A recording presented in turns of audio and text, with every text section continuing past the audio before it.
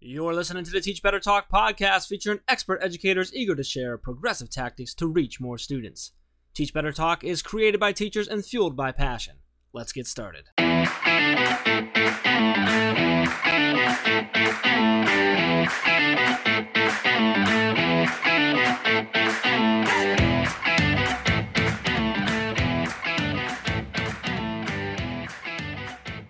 Hey everyone, welcome to episode 269 of Teach Better Talk podcast. My name is Ray Hewart, and Jeff Gargas could not make today's episode, so it's just me, friends. It's just me. That's especially funny if they weren't watching on YouTube, then they wouldn't necessarily know that I was here. On YouTube, they hopefully saw me sitting here like, what? I am here. Although technically when this episode comes out, I'm not here. I'm on vacation right now. So maybe I'll just be like creepy on the beach. All right. Well, Jeff, we'll just put like a picture of you up and you could just sit there with a dorky smile on your face. Chris, if you're going to put a picture of me up that is not me, please make it Bernie from Weekend at Bernie's. You're welcome. No, I want him to like Photoshop your head like on the beach relaxing. Like, do you know what I mean? Like he could Photoshop you into a scene. Like instead of the beach's head? Yeah, think about it for a second. Go on. All right, let's move on. Nope. Let's move on. I don't know how this is a podcast about education at this point. Like it is because we have a really good episode. Thankfully, Casey's a really good educator. Yeah, Casey has a ton of insight he's going to share. Yes. But before we get to that, I did want to give a few shout outs to some team members and do a little, I don't know, talky life update. What do you think? Talky, I like it. Let's do it. So shout out to 2 new Teach Better team members and 2 other Teach Better team members who recently changed roles. Oh, okay. So that's a lot of transition. I'm confused. Right? I'm trying to think of all of the people in my head. Okay, let's go through them. Let's shout them out. I'll pretend like I knew. Okay, first off, simple shout out. Dave Schmitto yes. is somebody who's been on the Teach Better team for a while, but actually just took over more responsibility building up educators in our network. And I just want to give him a shout out for that. He's an all-star. And so I'm excited to work alongside him more in some of these projects he's working through with the team. Hey, Dave. I want to give a shout out. Sorry, I was saying hi, Dave. Hey. Go ahead. I want to give a shout out to Rachel, who's also been on the team for a while, but now she is also stepping up and taking more of a leadership role. And I love that she's stepping up big time. Herself. Stepping up big time. I know.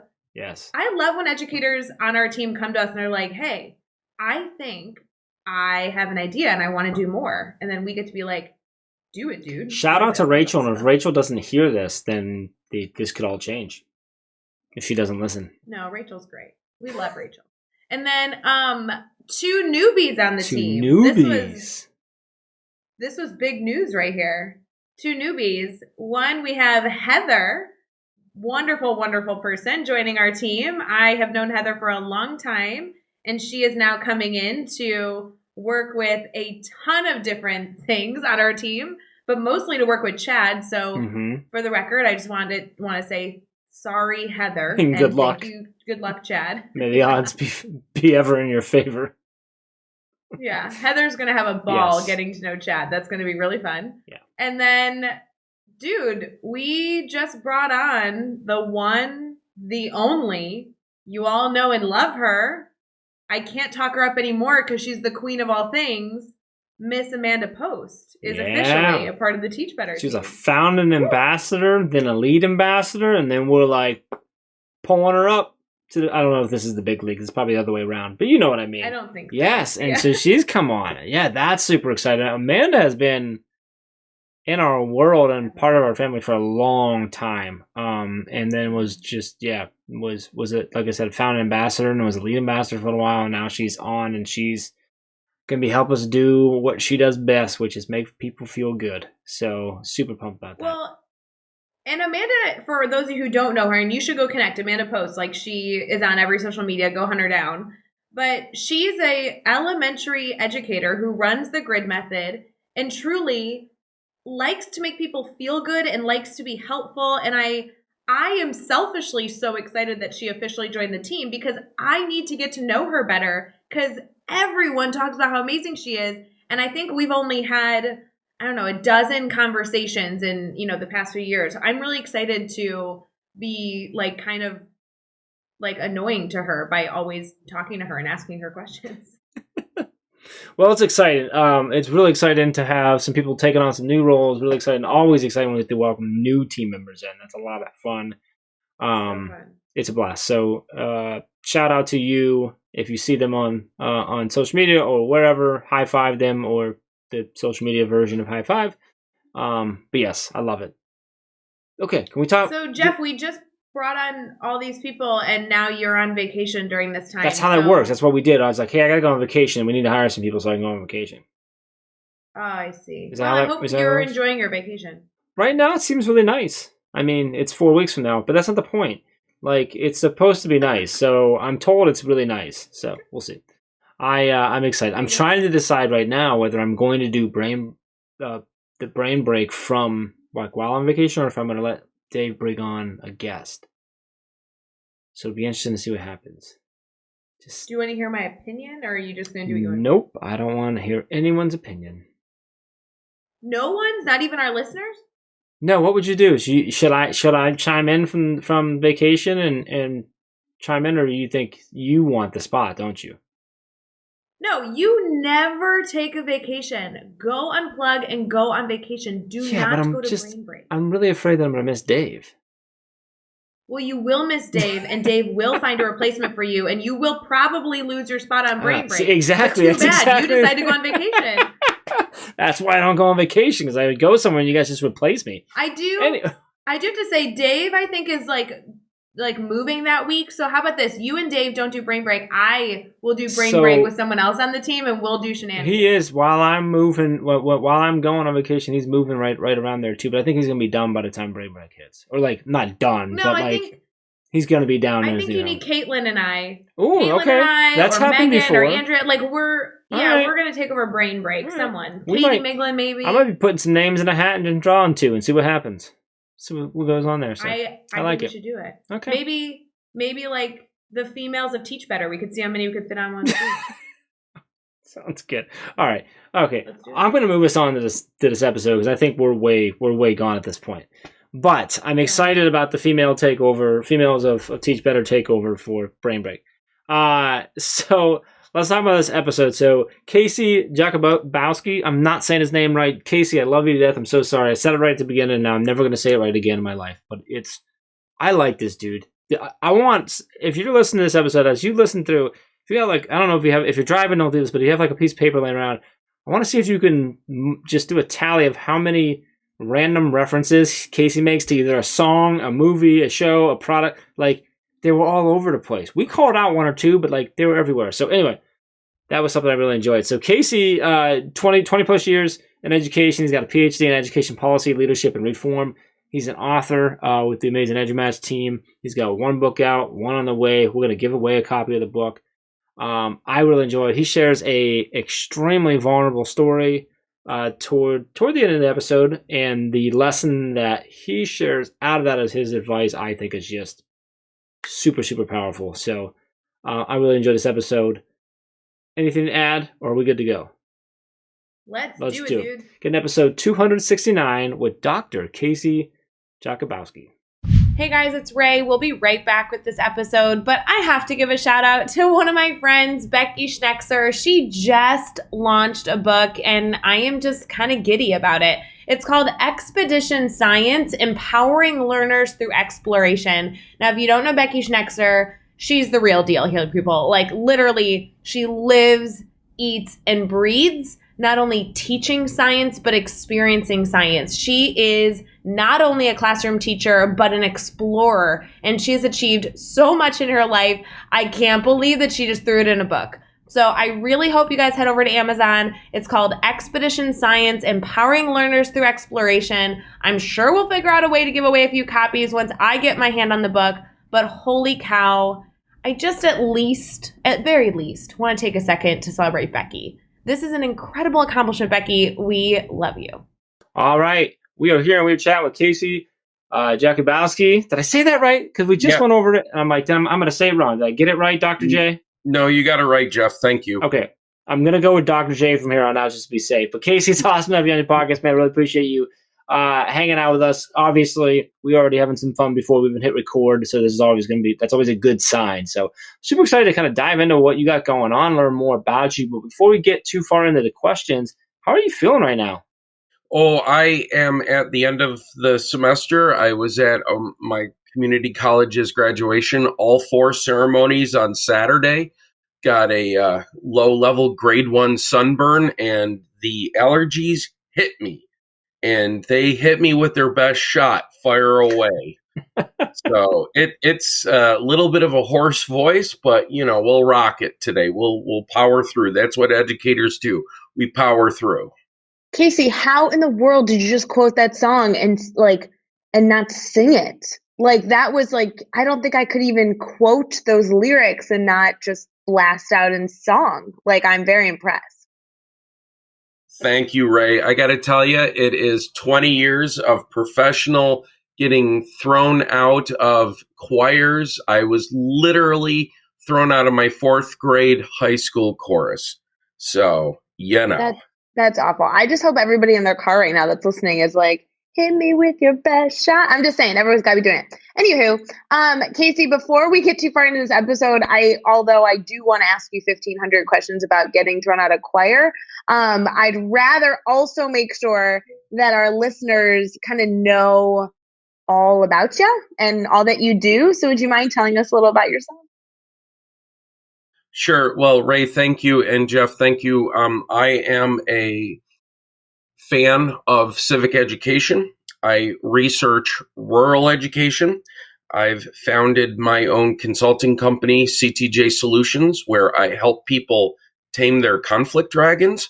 But the other cool thing is that I love to make history come alive. I love to help people find their why, but even more to move them from their okay to outstanding. Actively involved in Twitter. I help out a couple of startup companies.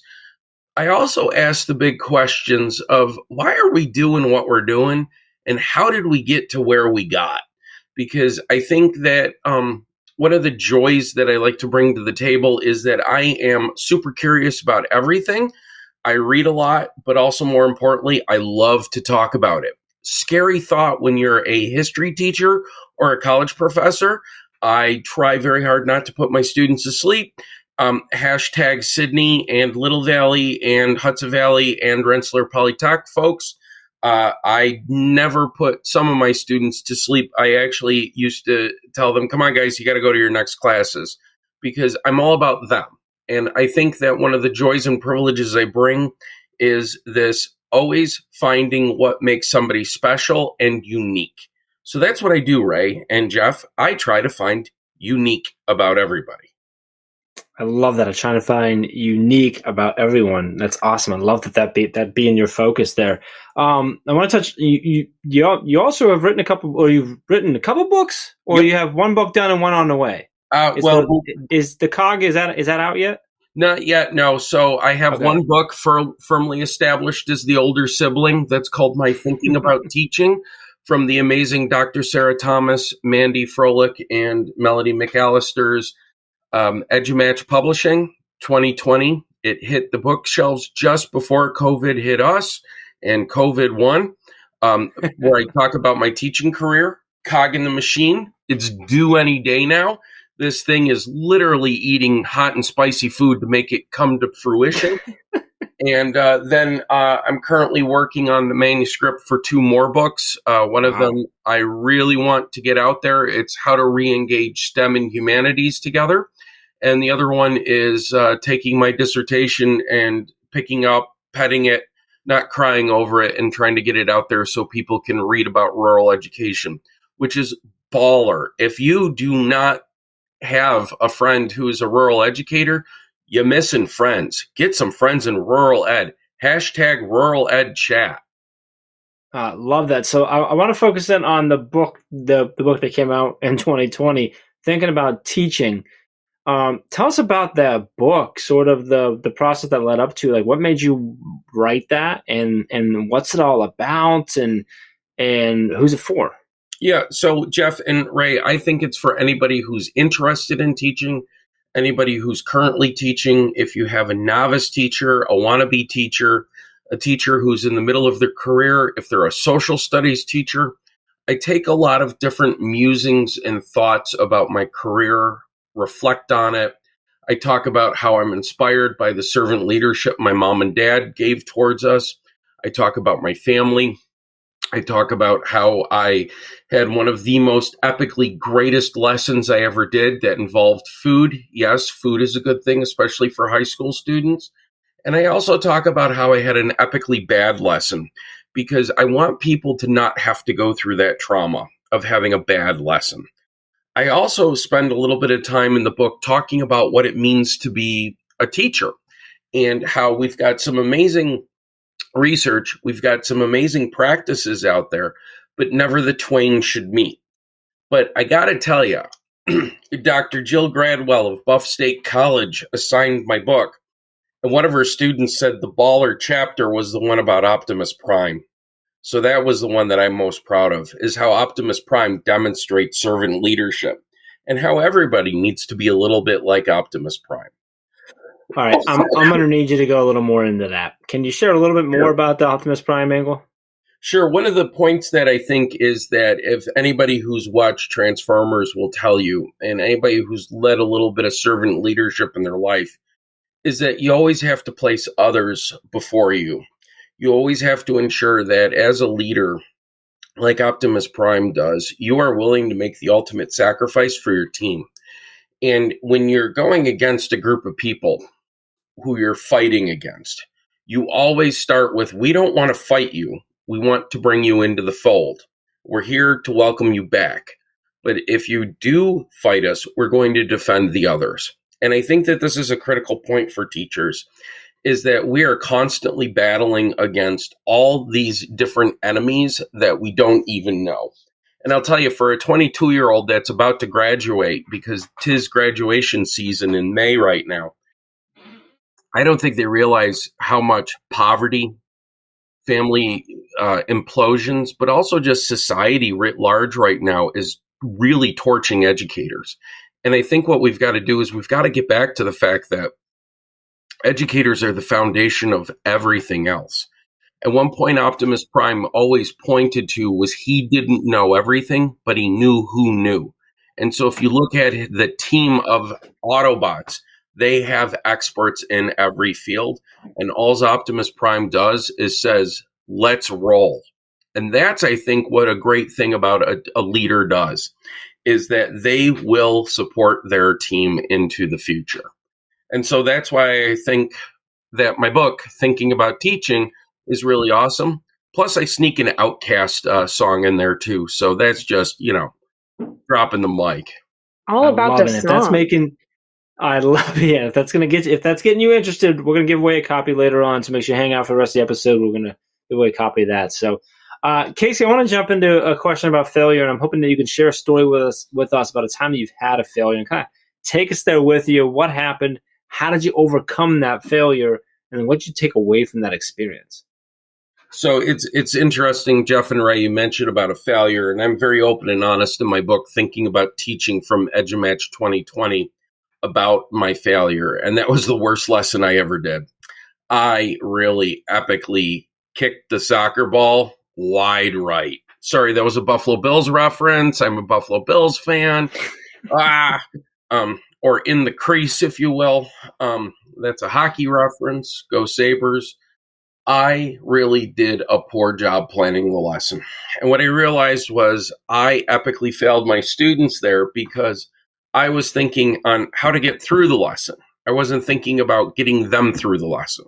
I wasn't thinking about supporting my team of students to get through a lesson.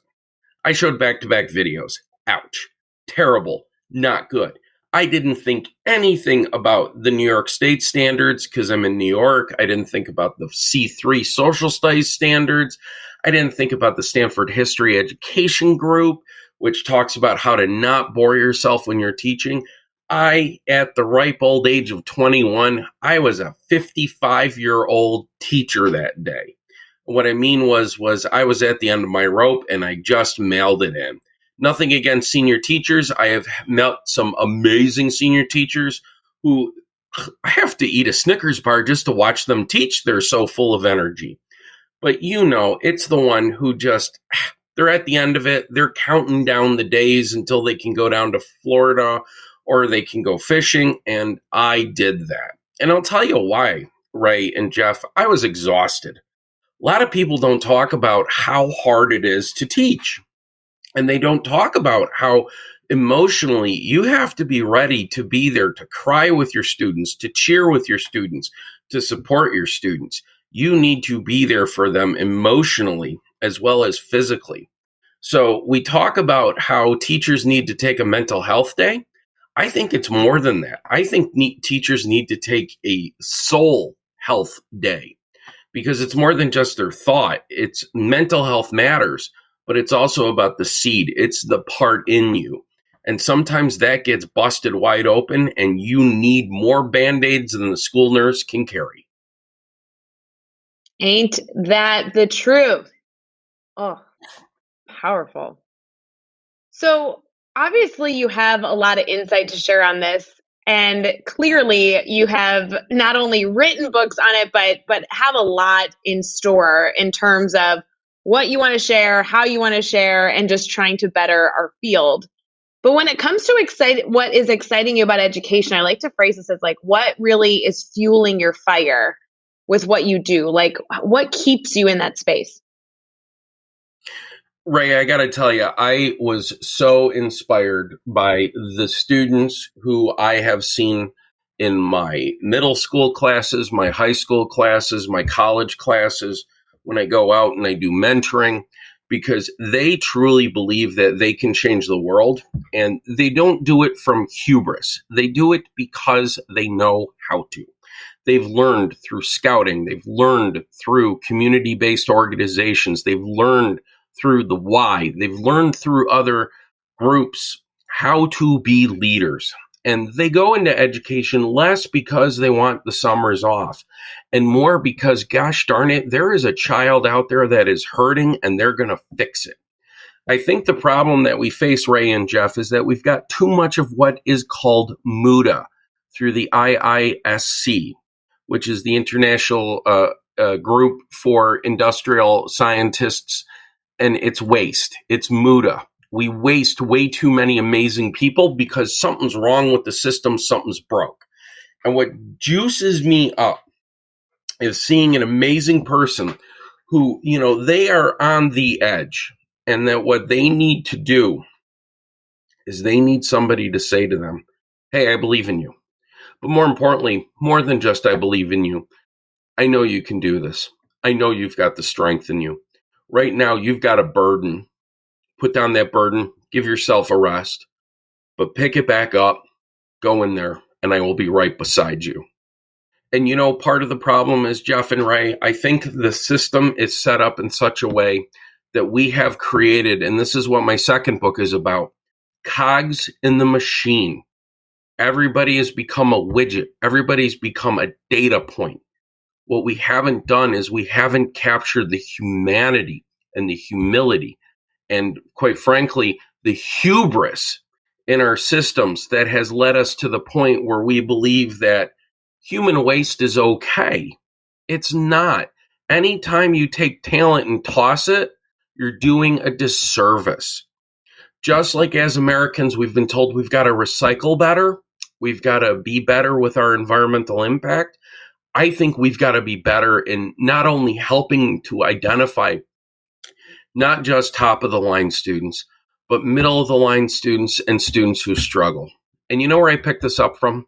My brother, my most amazing brother, Nick, is smarter than I am when it comes to computers. I can't figure out how to turn on a computer. He can make it dance in triplicate and do math in 3 dimensions using Greek letters because he knows how to do computers. But my brother is never going to write a book because that's not his talent. But I'll tell you what I'm super envious of besides his talent at fixing computers is what an awesome husband he is, what an awesome father he is, what an awesome son he is, what an awesome nephew he is, and how he can look at an old house, tear it apart, and make it better than when it was originally back together. He's got talent. And my high school and his high school didn't want to see that talent. And so I fight for him as much as I can because he inspires me. Love that. Love it, love it, love it. You know, it's comical because question 5, I always ask for advice, but I feel like you just shared oodles of it. If you had to share one piece of advice, I know it's hard to narrow down to one. Jeff, this question is really hard, but Casey, if you had to pick just one piece of advice to kind of leave for our listeners, what would that be for them? I think, Ray, the piece of advice I would give them, and Jeff, is this: to thine own self be true. Yes, I did just quote the movie with Danny DeVito in it. And here's the reason why. And here's the reason why to thine own self be true. In our society, we have created a situation where ethics gets people killed. And my family experienced that because we had a younger brother. His name was Adam. He was born very ill because a company that made morning sickness drugs didn't do all the FDA required testing they need to. And so in the 1980s, Adam was born sick. And my family suffered as Adam suffered and died. And so when I went to Rensselaer Polytechnical Institute and I was teaching leadership, ethics, embedded in an introduction to engineering design class, and I told my students this story, they wept with me. They mourned with me.